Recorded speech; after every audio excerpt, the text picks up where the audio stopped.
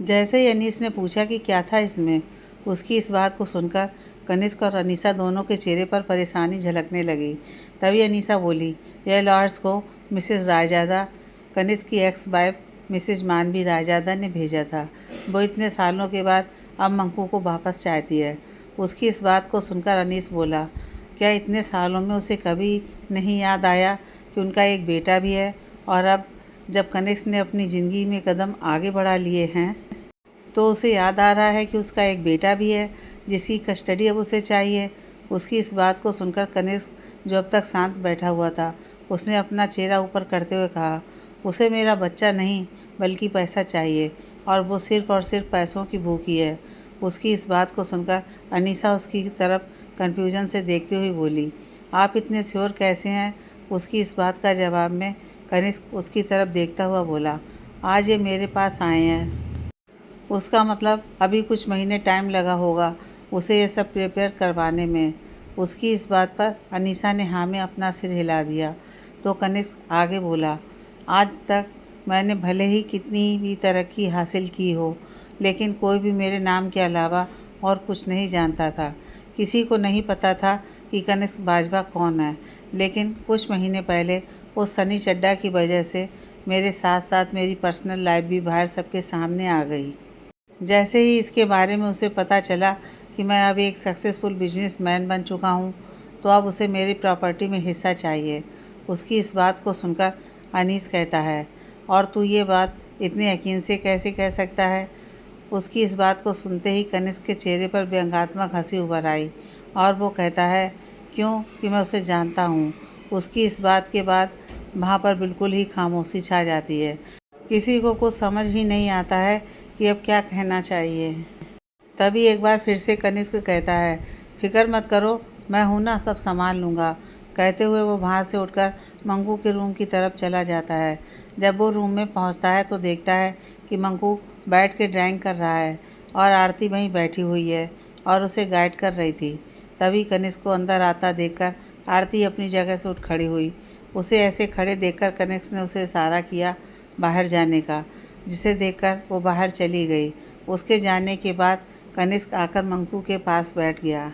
उसको अपने पास देखकर मंकू एक्साइटेड होते हुए कहा, पापा देखिए मंकू ने क्या बनाया है। उसकी इस बात को सुनकर कनिष्क उसके ड्राइंग पेपर में देखता है तो वहाँ एक क्यूट सी फैमिली की पिक्चर थी। लेकिन हाँ, वो पिक्चर को मंकू ने सही से नहीं बनाया था। लेकिन उस पिक्चर को देखकर यह ज़रूर समझ आ रहा था कि वो एक फैमिली की पिक्चर है, जिसमें एक बड़ा सा लड़का था और एक लड़की, और उन दोनों के बीच एक छोटा सा बच्चा। कनिष्क ने जब उस पिक्चर को देखा तो मंकू से पूछा, बेटा इसमें कौन कौन है? उसके इस सवाल का जवाब देते हुए मंकू उन पिक्चर्स पर उंगली रखता हुआ बोला, ये पापा, ये मम्मा और ये मंकू। उसकी इस बात को सुनकर कनिष्क बोला, वाह, आपने तो बहुत अच्छा बनाया है। उसकी इस बात को सुनकर मंकू खिलखिलाकर हंस दिया और फिर से ड्राइंग करने लगा। वहीं कनिष्क की नज़र उस ड्राइंग में बनी हुई मम्मा पर थी। उस ड्राइंग को देखकर कनिष्क के मन में बहुत कुछ चल रहा था, लेकिन वो बिना कुछ बोले मंकू को देखे जा रहा था। कुछ देर बाद वहाँ पर अनीसा आई और दोनों को ऐसे देखकर मंकू से बोली, बेटा आपको चाचू बुला रहे हैं। उसकी इस बात को सुनकर मंकू वहाँ से भागता हुआ चला गया। उसके जाने के बाद अनीसा वहीं पर कनिष्क के पास बैठ गई और शांति से उसकी तरफ देखते हुए बोली, क्या हुआ, बहुत परेशान हो रहे हैं आप? हमारा मंकू हमें छोड़कर कहीं नहीं जाएगा। उसकी इस बात को सुनकर अचानक से कनिष्क उसके गले से लग गया और बोला, सच में वो कहीं नहीं जाएगा ना? वहीं अनीसा जैसे ही कनिष्क को अपने गले लगे देखी, वो एक पल को शॉक्ड रह गई, लेकिन फिर कनिष्क की मनोस्थिति समझते हुए हल्के हाथों से उसकी पीठ को सहलाते हुए बोली, बिल्कुल वो हमें छोड़कर कहीं नहीं जाएगा। कुछ देर तक वैसे ही रहने के बाद कनिष्क को एहसास हुआ कि वो अनीसा के गले लगा हुआ है, तो वो जल्दी से उससे अलग हो गया और अपनी नज़र झुकाते हुए बोला, आई एम सॉरी, मेरा ऐसा कोई इंटेंशन नहीं था। उसकी इस बात को सुनकर अनीसा बोली, मैं समझ सकती हूँ ये आपके लिए बहुत ही क्रूशियल समय है, लेकिन फिर भी आपको ऐसे कमज़ोर नहीं पड़ना है। अगर आप कमज़ोर पड़ जाएंगे तो हमारे मंकू को हमारे पास कैसे रख पाएंगे? उसकी इस बात को सुनकर कनिष्क हाँ में सिर हिला देता है और फिर कहता है, हमारा मंकू हमारे पास ही रहेगा, क्योंकि जिस माँ ने आज तक ये जानने की कोशिश नहीं की कि उसका बच्चा कैसा है, जिंदा भी है या मर गया, वो कैसे उस बच्चे की देखभाल कर सकती है। मैं उसे दूंगा ही नहीं अपने मंकू को। उसकी इस बात को सुनकर अनीसा मुस्कुराते हुए उसके हाथ पर हाथ रख देती है, जैसे उसे हिम्मत दे रही हो। तभी कनिष्क कहता है, वैसे आप एक बात जानती हैं? उसकी इस सवाल को सुनकर अनीसा कनिष्क की तरफ देखती है तो उसके चेहरे पर एक व्यंग्यात्मक मुस्कान थी, जिसे देखकर वो क्या है का इशारा करती है तो कनिष्क उस ड्राइंग को उसके सामने कर देता है जो अभी थोड़ी देर पहले मंकू ने बनाया था। उसमें लड़की वाले ड्राइंग को पॉइंट करते हुए कहता है, ये देखिए, मंकू ने अपनी माँ की ड्राइंग बनाई है। इस ड्राइंग में उसने आपको बनाने की कोशिश की है, क्योंकि मानवी के बाल छोटे छोटे थे और वो हल्की हेल्दी भी थी, लेकिन आपके बाल लंबे हैं और आप थोड़ी पतली हैं। और ये देखिए, मंकू ने जिसे बनाया है वो आप हैं, ना कि वो। इसका मतलब यह है कि मंकू ने जिस माँ को देखा है और जिसे माँ कहा है वो आप हैं, तो फिर उस पर हक किसी और का कैसे हो सकता है। कनिष्क के ऐसा कहने पर न जाने क्यों अनीसा के दिल को एक तसल्ली सी मिली थी, और शायद ये इसलिए था क्योंकि अनीसा के दिल में मंकू की जगह उसके बेटे की तरह थी।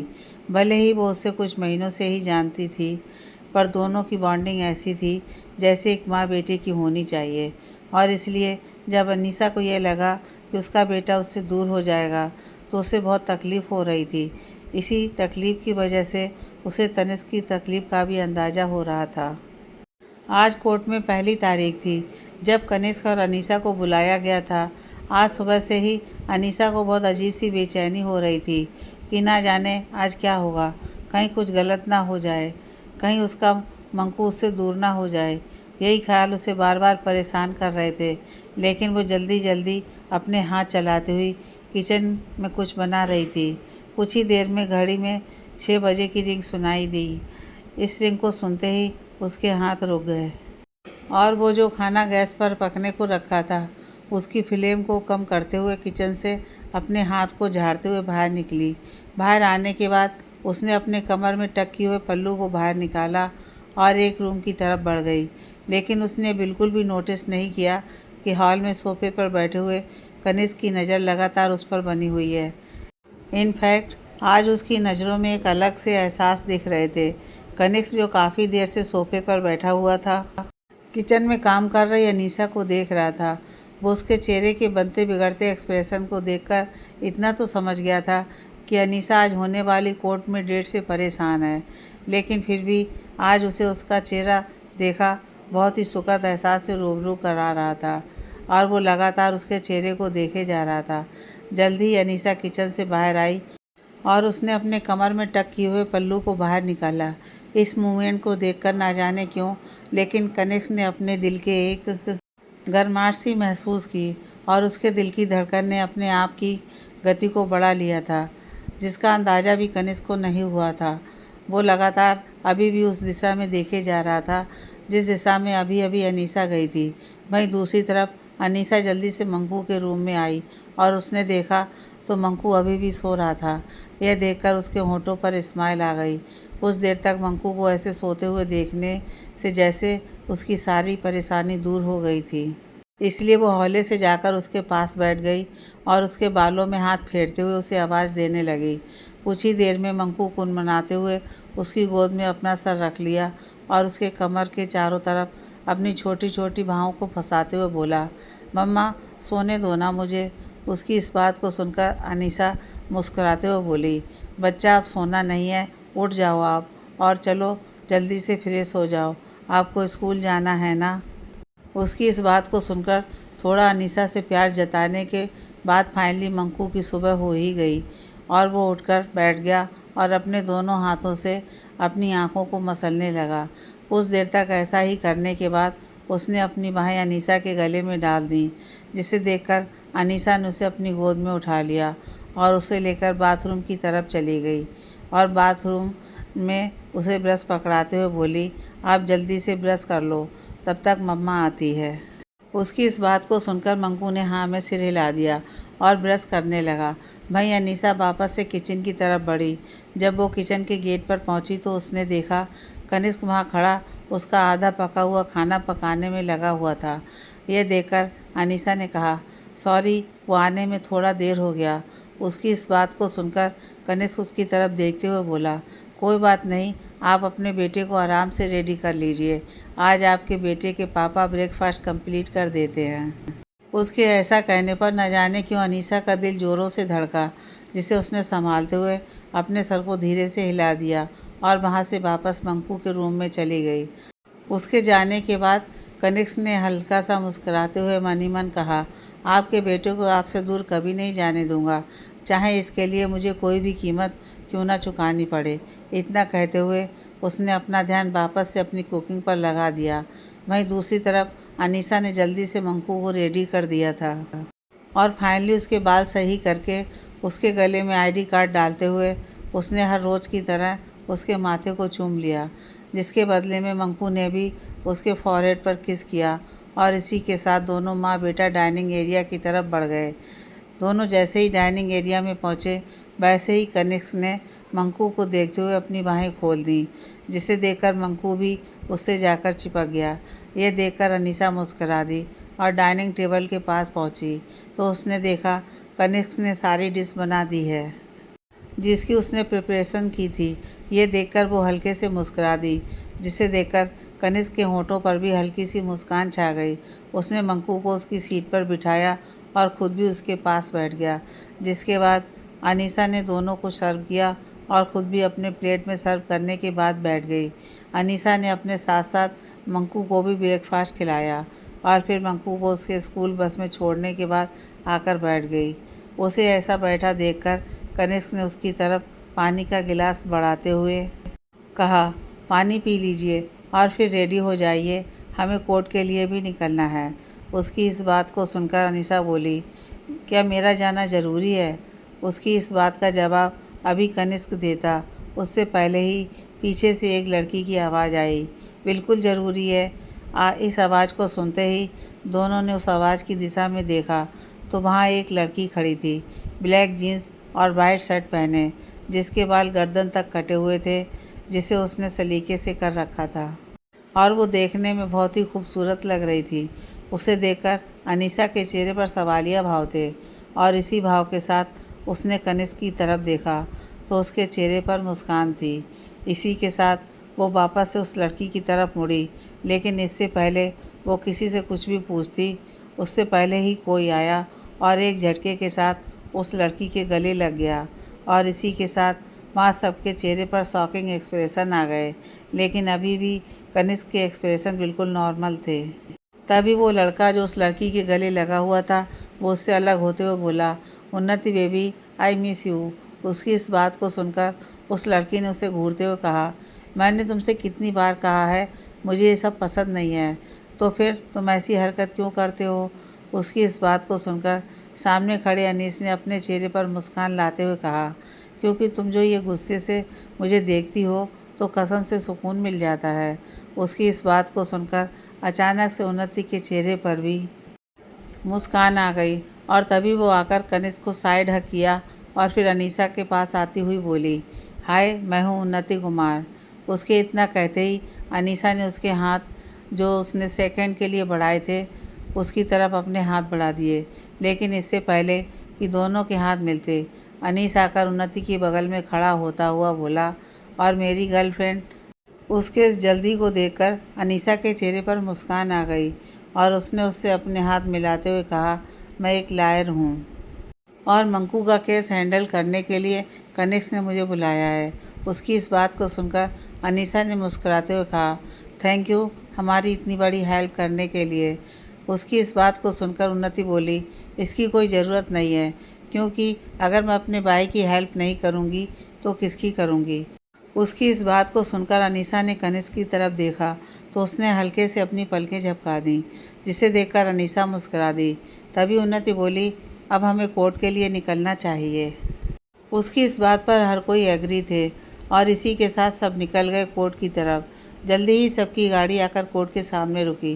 गाड़ी के रुकते ही कनिष्क गाड़ी से बाहर निकला और उसने अनीसा की तरफ जाकर गेट खोला। उसके गेट खोलते ही अनीसा भी बाहर आ गई। उन दोनों के बाहर आते ही दोनों की तरफ एक साइड उन्नति तो दूसरी साइड अनीस खड़ा हो गए थे। वहीं उन्नति के साथ और भी कई सारे लॉयर्स खड़े थे। इसी के साथ सब कोर्ट की तरफ आगे बढ़ रहे थे कि तभी उनके सामने एक लेडी आकर खड़ी हो गई और उनके साथ ही एक आदमी भी था जो उस लेडी से 2 गुनी उम्र का मालूम पड़ रहा था। भाई वो लेडी काफ़ी खूबसूरत थी। उसे देखते ही कनिष्क की आंखों में गुस्सा उमड़ आया। उसने अपने आप को नॉर्मल करने के लिए अपनी मुट्ठियों को कसकर बंद कर लिया।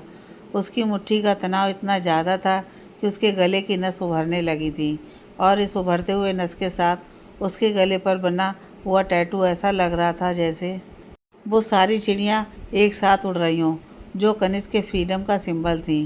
तभी सामने खड़ी लेडी ने कहा, मिस्टर हस्बैंड।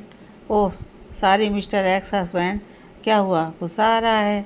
तभी उसके सामने खड़ा हुआ इंसान बोला, नहीं स्वीटहार्ट, इसे गुस्सा नहीं बल्कि बहुत ज़्यादा गुस्सा आ रहा है।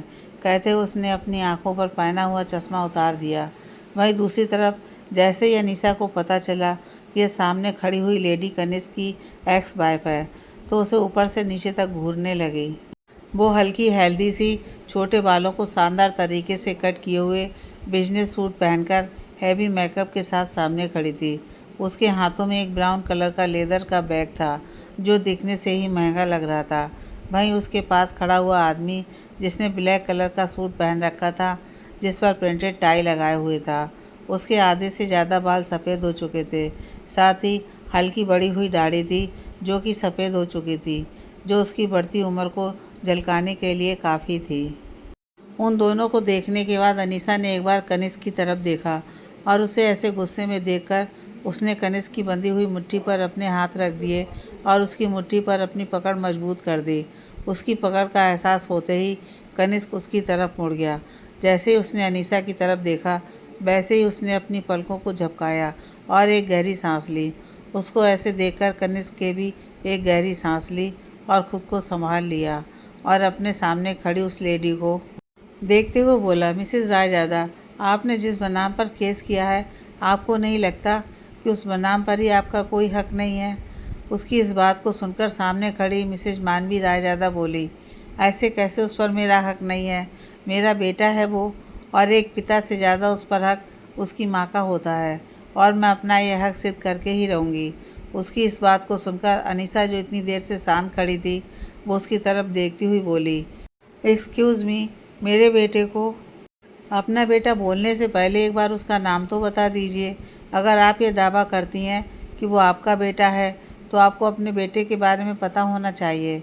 तो बताइए आपके बेटे का नाम क्या है? उसके इस सवाल को सुनकर मानवी बौखला सी गई, क्योंकि सच तो यह था कि उसे मंकू का नाम पता ही नहीं था।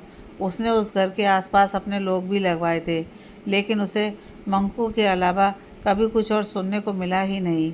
इस वजह से उसे मंकू का असली नाम पता ही नहीं था।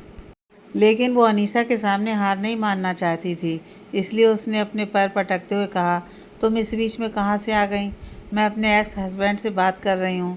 उसकी इस बात को सुनकर अनीसा उसकी आंखों में देखती हुई बोली, बिल्कुल एक्स हस्बैंड। उसने एक्स पर जोर देते हुए कहा और उसके बाद सबके साथ कोर्ट रूम के अंदर बढ़ गई, क्योंकि अंदर से उनके केस की अनाउंसमेंट हो गई थी। अनीसा जैसे ही कनिष्क का हाथ पकड़कर कोर्ट रूम की तरफ बढ़ जाती है वैसे ही मानवी के चेहरे पर गुस्सा दिखाई देने लगता है, लेकिन वहाँ खड़े अनीस और उन्नति के चेहरे पर एक प्यारी सी मुस्कान थी। तभी अनीस मानवी को चिढ़ाते हुए उन्नति से कहता है, वैसे उन्नति, तुम्हें नहीं लगता भाभी ने बिल्कुल सही कहा? यह तो अब एक्स सब की गुलाम है, लेकिन कनिष्क तो अब उनका प्रेजेंट हस्बैंड है। उसकी इस बात को सुनकर उन्नति ने भी मुस्कुराते हुए हाँ में सिर हिला दिया और बोली, बिल्कुल, लेकिन अभी हमें अंदर चलना चाहिए। कहते हुए वो और अनीस भी अंदर की तरफ बढ़ जाते हैं। भाई मानवी अभी भी ये सोच रही थी कि क्या सच में कनिष्क ने उस लड़की से शादी कर ली है, लेकिन अगर ऐसा है तो वो लड़की शादीशुदा जैसी दिख क्यों नहीं रही है? ना तो उसने सिंदूर लगाया हुआ था, ना ही कोई और सुहाग की निशानी। कहीं शादी के पीछे कोई वजह तो नहीं है? वो अभी यही सब सोच रही थी कि तभी सुमित रायजादा उसके कंधे पर हाथ रखता है, जिससे वो अपने सपनों की दुनिया से बाहर आती है और उसकी तरफ देखते हुए कहती है, आप मुझे ये पता करवा के बता सकते हैं कि क्या कनिष्क की उस लड़के के साथ सच में शादी हुई है? उसकी इस बात को सुनकर सुमित गंभीरता से कहता है, ठीक है, मैं जल्दी ही पता करवाता हूँ, लेकिन उससे पहले तुम चलो, अंदर कोर्ट रूम से कई सारी अनाउंसमेंट हो चुकी हैं। उसकी इस बात को सुनकर मानवी हाँ में अपना सिर हिला देती है और वहाँ से कोर्ट रूम के अंदर की तरफ बढ़ जाती है। अंदर कोर्ट रूम में जब दोनों पहुँचे तो वहाँ पर केस स्टार्ट हो चुका था। दोनों पक्षों के वकील अपनी अपनी तरफ से दलीलें पेश कर रहे थे। तभी उन्नति, जो कि कनिष्क की लॉयर थी, उसने एक दलील रखते हुए कहा, योर ऑनर, मिसेस रायजादा आज अपने उस बच्चे की कस्टडी का केस कर रही हैं जिस बच्चे को उसने उनके जन्म के ठीक अगले दिन उसके पिता के पास छोड़कर किसी और के पास चली गईं, क्योंकि वो उससे प्यार करती थी। तो फिर आज लगभग 5 सालों के बाद उन्हें यह ख्याल आया है कि उनका बेटा था जिन्हें उन्होंने अपने एक्स पति के पास छोड़ दिया था। तो क्या आपको इसमें ऐसा नहीं लगता है कि इस ऑप्शन के पीछे कोई साजिश है?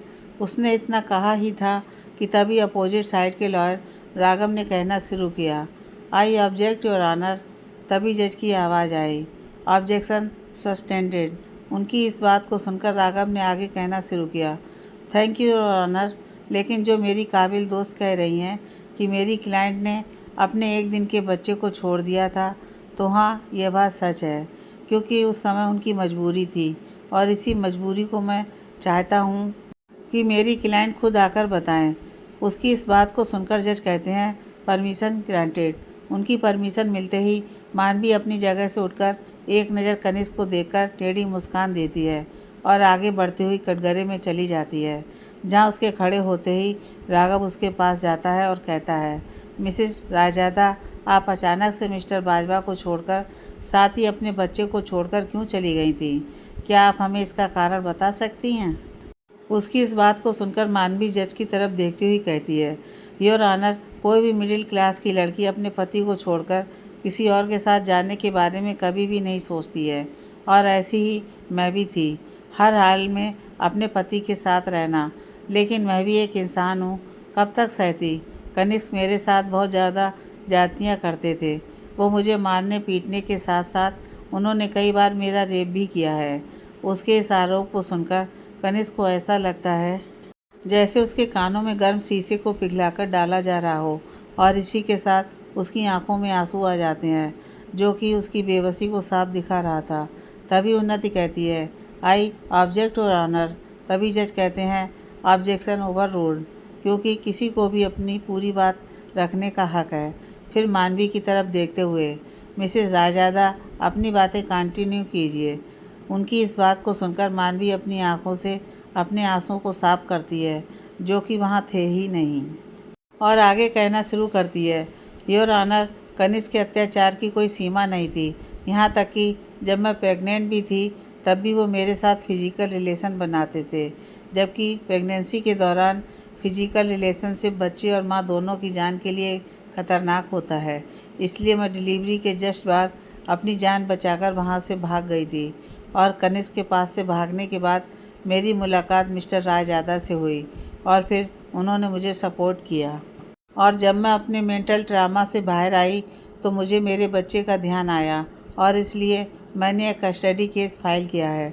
उसके इतना कहते ही राघव अपने डेस्क पर से एक पेपर उठाकर जज को देते हुए कहता है, योर ऑनर, यह मिसेस रायजादा का मेडिकल रिपोर्ट है, जिसमें यह साफ साफ लिखा हुआ है कि मिसेस रायजादा एक मेंटल ट्रामा से गुजर रही थी।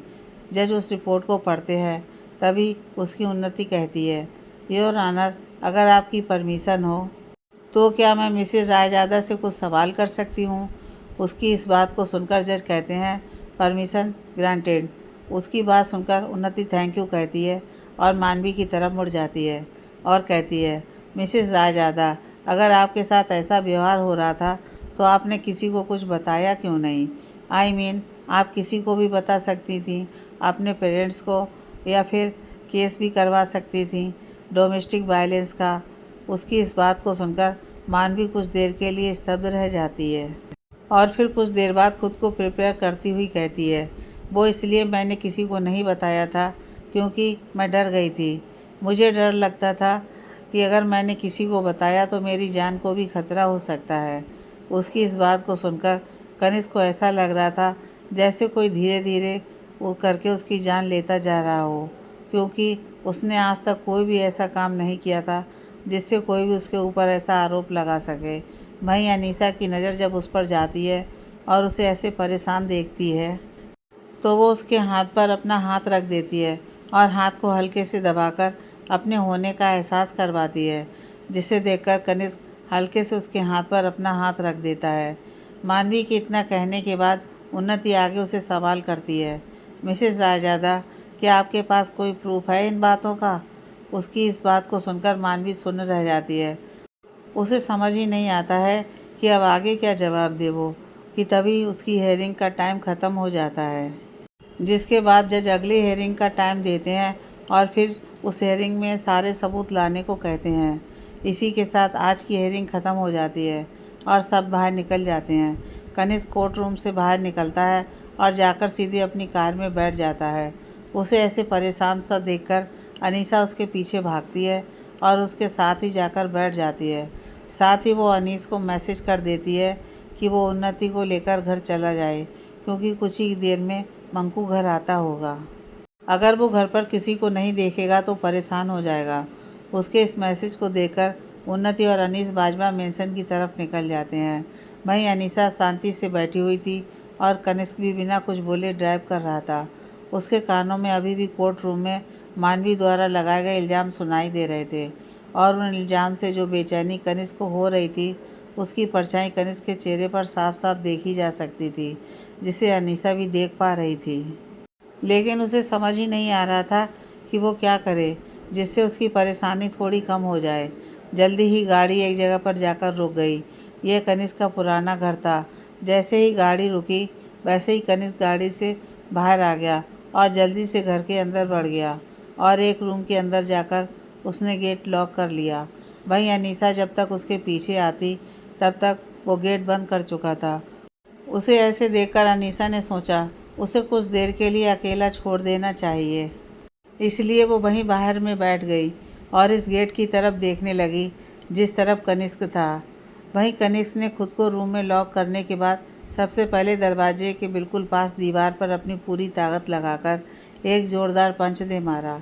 उसे देखकर ऐसा लग रहा था जैसे वो अपने गुस्से को निकालने की कोशिश कर रहा हो, लेकिन उस मुक्के से सिर्फ उसके हाथों से खून निकला था, गुस्सा तो निकला ही नहीं। यह देखकर वो वहीं एक कबर्ड की तरफ बढ़ गया और उसमें रखे हुए शराब की बोतल को निकाल लिया और एक बोतल का ढक्कन खोलकर उसे सीधे मुंह से लगा लिया। उसे फ़र्क ही नहीं पड़ रहा था कि शराब का कड़वापन उसके गले को जला रहा है। वो बस किसी तरह अपने दिमाग में चल रहे उस इंसिडेंट को भुलाने की कोशिश कर रहा था, जिस इंसिडेंट ने एक पति के प्यार को रेप साबित कर दिया था। पूरी बोतल खाली करने के बाद भी उसके दिमाग में वही सब बातें घूम रही थीं। उन सब बातों को याद करके अगले ही पल उसने अपने हाथों में पकड़ा हुआ बॉटल एक झटके के साथ ज़मीन पर दे मारा, जिससे बॉटल के टुकड़े टुकड़े हो गए। वहीं बाहर बैठी हुई अनीसा ने जैसे ही इस आवाज़ को सुना वो जल्दी से आकर गेट को नॉक करने लगी। साथ ही वो लगातार कनिष्क को आवाज़ दे रही थी। उसकी आवाज़ को सुनकर कनिष्क ने अंदर से कहा, चले जाओ यहाँ से, कहीं मैं तुम्हारे साथ भी कुछ गलत ना कर दूँ। चले जाओ, छोड़ दो मुझे अकेले, नहीं तो क्या पता मेरे जैसा इंसान तुम्हारे साथ भी ज़बरदस्ती कर सकता है। कहते हुए उसकी आंखों से आंसू की एक बूंद गिर गई। वहीं बाहर खड़ी अनीसा की आंखों से भी आंसू बह रहे थे। वो समझ जरूर सकती थी कि कनिष्क किस दर्द से अभी गुजर रहा है, लेकिन वो उसके दर्द को बांट नहीं पा रही थी। लेकिन फिर भी उसने कोशिश करते हुए कहा, मिस्टर बाजवा, गेट खोलिए, मुझे आपसे बहुत ज़रूरी बात करनी है। उसकी इस बात को सुनकर अंदर से आवाज़ आती है, नहीं नहीं नहीं, एक दरिंदे के पास नहीं जाना चाहिए, क्योंकि दरिंदे का कोई भरोसा नहीं होता, वो कब क्या कर जाए, इसलिए तुम्हें मुझसे दूर रहना चाहिए। मैं एक दरिंदा हूँ जिसने अपनी पत्नी तक का रेप किया, वो किसी और को क्या छोड़ेगा, चली जाओ यहाँ से। उसकी इस बात को सुनकर अनीसा समझ चुकी थी कि ऐसे कनिष्क गेट नहीं खोलेगा, इसलिए उसने कहा, ठीक है, आप चाहते हैं कि मैं यहाँ से चली जाऊँ तो ठीक है, मैं जा रही हूँ, फिर आप मुझे रोकने की कोशिश मत कीजिएगा। इसी के साथ वो बाहर के गेट की तरफ बढ़ने लगी, लेकिन अभी वो बाहर के गेट की तरफ अपने कुछ ही कदम बढ़ाए थे कि उसके कानों में गेट खुलने की आवाज़ आई और अचानक ही उसके होठों पर हल्की सी मुस्कान आ गई, लेकिन उसने अपने कदम को रोका नहीं। तभी उसे पीछे से आवाज़ सुनाई दी, क्या तुम सच में मुझे छोड़कर चली जाओगी? मैं बहुत अकेला हूँ, मुझे छोड़कर मत जाओ ना। उसकी इस आवाज़ को सुनकर अनीसा ने जल्दी से पलट कर देखा तो वहाँ कनिष्क अपने घुटनों पर बैठा हुआ था। वो बहुत ज़्यादा हारा हुआ नज़र आ रहा था। उसे ऐसे देखकर अनीसा दौड़ती हुई कनिष्क की तरफ बढ़ गई और उसके पास ही घुटने पर बैठते हुए उसे खुद के गले से लगा लिया। उसके गले लगते ही कनिष्क ने उस पर अपनी पकड़ कस दी और फूट फूट कर रोने लगा और कहने लगा, मैंने कुछ नहीं किया है, मैंने सच में कुछ नहीं किया है। वो झूठ बोल रही थी, झूठ बोल रही थी। ऐसे खुद के गले से लगाया हुआ अनीसा की आंखों से भी आंसू बहने लगे थे। उसे कनिष्क को ऐसे दर्द में देखा नहीं जा रहा था। काफ़ी देर तक ऐसे ही कनिष्क को अपने गले से लगाए रहने के बाद अनीसा उसे लेकर एक रूम की तरफ बढ़ गई। कनिष्क भी अपने डगमगाते हुए कदमों से उसके साथ साथ चल रहा था। तभी अनीसा उसे लेकर दूसरे कमरे में चली गई और वहाँ बेड पर उसने कनिष्क को लिटा दिया और वहाँ से जाने लगी। तभी अचानक से कनिष्क ने उसके हाथ को पकड़ लिया, जिसे देखकर अनीसा वहीं उसके पास में बैठ गई। उसके बैठने के बाद कनिष्क ने अपना सर उसकी गोद में रख दिया और अपने हाथ उसके कमर के चारों ओर करके उसे कसकर पकड़ लिया। उसके ऐसे पकड़ने से अनीसा ने उसकी तरफ देखा और उसे अभी भी परेशान देखकर उसने आगे कुछ भी कहना ज़रूरी नहीं समझा और उसके बालों में धीरे धीरे हाथ फेरने लगी ताकि उसे कुछ शांति मिल सके। और सच, उसे काफ़ी आराम मिल रहा था। जल्दी ही उसे नींद आ गई। कुछ परेशान होने के कारण, कुछ थकावट के कारण तो कुछ नशे के कारण उसे नींद आ गई थी। उसे ऐसे सोया देखकर अनीसा ने अपना सर पीछे डैशबोर्ड से टिका दिया और उन सब बातों के बारे में सोचने लगी। उसे समझ ही नहीं आ रहा था कि वो क्या करे जिससे वो मानवी को गलत प्रूव कर सके। यही सब सोचते सोचते कब उसकी भी आंख लग गई, उसे पता भी नहीं चला। कुछ देर बीतने के बाद अनीसा के हाथ नींद में ही कनिष्क के चेहरे पर पड़ गए। उसका चेहरा बहुत ज़्यादा गर्म हो रहा था और इस गर्मी को महसूस करते ही अनीसा की नींद तुरंत ही खुल गई। उसने जल्दी से अपनी आंखें खोलीं और कनिष्क के चेहरे पर अपना हाथ रखा तो उसके शरीर को गर्मी को महसूस कर उसे समझ आ गया था कि कनिष्क को बुखार हो गया है। यह देखते ही अनीसा ने उसे आराम से तकिए पर सुला दिया और ख़ुद घर में फर्स्ट एड बॉक्स ढूंढने लगी। कुछ ही देर ढूंढने के बाद उसे बॉक्स मिल गई और ये देखकर वो जल्दी से उसमें से थर्मामीटर निकालकर उसे हल्के से कनिष्क का मुंह खोलकर उसके मुंह में डाल दिया। कुछ ही देर में उसने थर्मामीटर को निकालकर चेक किया तो उसका टेम्परेचर काफ़ी हाई था। यह देखकर उसने तुरंत अनीस को फ़ोन लगाया। जल्दी ही फ़ोन कनेक्ट हो गया। जैसे उधर से फ़ोन पिक हुआ, अनीसा जल्दी से बोली, भाई वो मिस्टर बाजवा की तबीयत ख़राब हो गई है, उन्हें बहुत ही हाई फीवर है, क्या आप डॉक्टर को लेकर यहाँ आ सकते हैं? उसकी इस बात को सुनकर अनीस कहता है, भाभी उसे हर दवाई सूट नहीं करती है, इसलिए वो छोटी मोटी फीवर में घरेलू दवाई ही लेता है, तो प्लीज़ आप वही कर लीजिए। उसकी इस बात को सुनकर अनीसा ठीक है बोलकर फ़ोन काट देती है और तुरंत किचन की तरफ बढ़ जाती है। वहाँ से ठंडा पानी लेकर वो कनिष्क के रूम में जाती है और वहीं एक कवर से एक पतला सा कपड़ा लेती है और उसके सर पर पट्टियाँ रखने लगती है। कुछ ही देर तक ऐसे ही पट्टियाँ रखने के बाद भी उसका फीवर कम नहीं होता है तो वो एक पतला सूती कपड़ा लेकर उसके हाथ पाँव को रगड़ने लगती है, जिससे धीरे धीरे करके ताप उतरने लगता है। जल्दी ही उसका ताप कम हो जाता है और वो रिलैक्स होकर सो जाता है। उसे ऐसे रिलैक्स देखकर अनीसा एक गहरी सांस लेती है और वहाँ से किचन की तरफ निकल जाती है। वहीं कुछ देर तक ऐसे ही सोए रहने के बाद कनिष्क की नींद धीरे धीरे खुल जाती है तो खुद को वहाँ देखकर उसे सब याद आने लगता है। सब याद आने के साथ साथ अनीसा का उसकी केयर करना भी याद आता है। ये याद आते ही ना जाने क्यों उसका दिल एक अलग सी गर्माहट से भर जाता है और वो अपने आसपास अनीसा को ढूंढने लगता है। लेकिन जब वो उसको अपने पास नहीं दिखती है तो वो रूम से बाहर निकल जाता है। तभी उसे खाने की खुशबू आती है। यह महसूस कर वो जल्दी से किचन की तरफ बढ़ जाता है तो देखता है अनीसा कुछ बना रही थी। ये देखकर वो वहीं खड़ा हो जाता है और उसे देखने लगता है। उसे देखना कहीं ना कहीं कनिष्क को सुकून पहुंचा रहा था, इसलिए वो वहीं दरवाजे पर टिककर खड़ा हो जाता है और उसको देखने लगता है। वहीं अनीसा अपने में मगन होकर खाना बना रही थी। कुछ देर बाद उसे एहसास होता है कि कोई उसको देख रहा है। यह महसूस होते ही वो पलट कर देखती है तो वहाँ कनिष्क खड़ा होता है और एकटक उसकी तरफ ही देख रहा था। उसको ऐसे खड़े देखकर अनीसा उसके पास आती है और उसके सर पर हाथ रखकर चेक करती हुई कहती है, मिस्टर बाजवा, आप यहाँ क्यों आ गए? आपका फीवर अभी पूरी तरह से नहीं उतरा है, आपको अभी आराम करना चाहिए। उसकी इस बात को सुनकर कनिष्क उसकी तरफ देखता है और कहता है, भाई ठीक हूँ, अब बस सर दर्द कर रहा है। उसके बोलते ही अनीसा एक तरफ को पलट जाती है और एक गिलास में प्रिपेयर की हुई नींबू पानी उसकी तरफ बढ़ा देती है और बोलती है, आप उसे पी लीजिए, इससे आपका हैंगओवर ख़त्म हो जाएगा। उसकी इस बात को सुनकर कनिष्क उसके हाथ से गिलास ले लेता है, जिसके बाद अनीसा मुड़कर वापस से चूल्हे के पास जाने लगती है कि तभी कनिष्क उसके हाथों को पकड़ लेता है, जिससे अनीसा के कदम वहीं रुक जाते हैं। तभी उसके कान में कनिष्क की आवाज़ आती है, सॉरी। उसकी इस सॉरी को सुनकर अनीसा उसकी तरफ देखती है और उसकी आंखों में झांकते हुए कहती है, यह सॉरी किस लिए? उसकी इस बात का जवाब देते हुए कनिष्क अपनी नज़रों को झुकाते हुए कहता है, मुझे अपने इमोशन को कंट्रोल रखना चाहिए था, लेकिन नहीं कर पाया और इस चक्कर में आपको भी हर्ट किया। उसकी इस बात को सुनकर अनीसा उसकी तरफ देखते हुए कहती है, मुझे ऐसा लगता है कि कभी कभी हमें अपने इमोशंस को अपने अंदर नहीं रखना चाहिए, इसलिए ये तो अच्छा हुआ कि आपने अपने इमोशन को बाहर निकाल दिया। अब आप ठंडे दिमाग से इस सबका सॉल्यूशन निकाल पाएंगे। उसकी इस बात को सुनकर कनिष्क की जो नज़रें झुकी हुई थीं, उसने वो उठाकर अनीसा की तरफ देखा तो वो पूरे कॉन्फिडेंस के साथ उसकी आंखों में देख रही थी। उसके ऐसे देखने से कनिष्क के अंदर भी कॉन्फिडेंस आ गया था और न जाने उसके दिल में क्या आया, उसने आगे बढ़कर अनीसा को अपने गले से लगा लिया।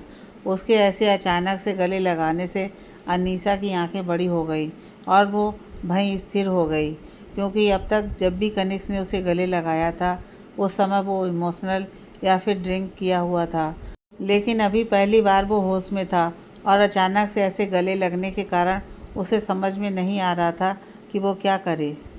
कुछ देर तक ऐसे ही गले लगे रहने के बाद कनिष्क अनीसा से अलग हो गया और उसे देखते हुए बोला, सॉरी वो। उसने अभी इतना ही कहा था कि अनीसा बोली, कोई बात नहीं, अब आप जाकर आराम कीजिए। उसकी इस बात को सुनकर कनिष्क वहाँ से अपने रूम की तरफ चला जाता है। उसके जाने के बाद अनीसा ने अपनी तरफ ध्यान दिया तो उसके दिल की धड़कन काफ़ी ज़्यादा बढ़ी हुई थी। यह महसूस कर अनीसा ने जल्दी से अपना हाथ अपने सीने पर रख लिया और गहरी सांस लेते हुए अपने बढ़े हुए धड़कन को संभालने लगी। कुछ ही देर में उसने अपने आप को नियंत्रित किया और जल्दी से स्टोव की तरफ बढ़ गई तो उसने देखा वो जो पका रही थी वो रेडी हो चुका था। दरअसल वो कनिष्क के लिए सूप रेडी कर रही थी ताकि उसकी तबीयत में कुछ सुधार हो सके। सूप रेडी होने के बाद उसने एक सर्विंग बाउल में उसे निकाला और फिर उसे लेकर उस रूम की तरफ बढ़ गई जहाँ कनिष्क था।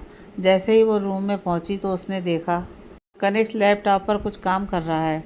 यह देखकर उसने कहा, ये क्या, तुम्हारी तबीयत ठीक नहीं है और तुम काम कर रहे हो? उसकी इस बात को सुनकर कनिष्क गहरी सांस लेता हुआ बोला, बिजनेस भी तो संभालना है, अगर अपनी ही मुश्किलों में उलझा रहा तो काम कैसे होगा? उसकी इस बात को सुनकर अनीसा बोली, ऐसा भी क्या करना है? उसकी इस बात पर कनिष्क हल्का सा मुस्कुराते हुए बोला, ब्रांड का कुछ प्रमोशन करवाना है, इसलिए कुछ सोशल मीडिया इन्फ्लुएंसर के बारे में रीड कर रहा था। उसकी इस बात को सुनकर अनीसा बोली, आप अगर कहें तो क्या यह मैं कर दूं? उसकी इस बात को सुनकर कनिष्क उसकी तरफ आश्चर्य से देखते हुए बोला, आर यू श्योर? उसकी इस बात पर अनीसा हल्के से मुस्कुराते हुए कहती है, मैं करती हूँ, अगर आपको पसंद ना आए तो फिर आप खुद से सिलेक्ट कर लेना।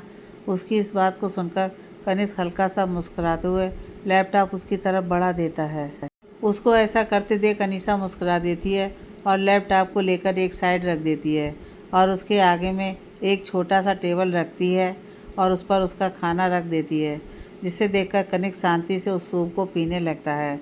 वहीं बेड की बगल में रखे हुए चेयर पर अनीसा बैठ जाती है और लैपटॉप पर चेक करने लगती है।